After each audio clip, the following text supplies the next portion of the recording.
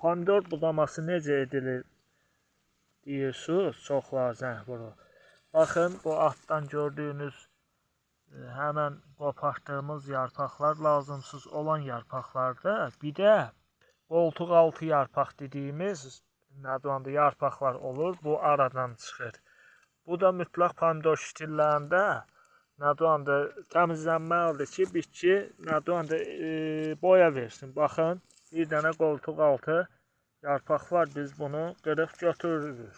Lazımsız bir yarpaqdır ki, bitki meyvəyə gücünü versin, böyüməyə gücünü versin. Lazımsız yarpağa neyinirik ki biz? Hal-hazırda da gördüyünüz kimi meyvələrimiz maşallahlar olsun şişmə tərəfəsindədir. 3 dənə var. İnşallah ki bir koldan 5 dənə, 6 dənə pomidor məhsulu götürəcək Allahın izni ilə. Bu gün də gəlib biz pomidor şitillərimizdə kökdən kalium, kalsiyum verdik. İndi də baxırıq görək pomidor şitillərində qoltuq altı yarpaqlar və meşədə edən yarpaqlar varsa biz bunları kəsəcəyik.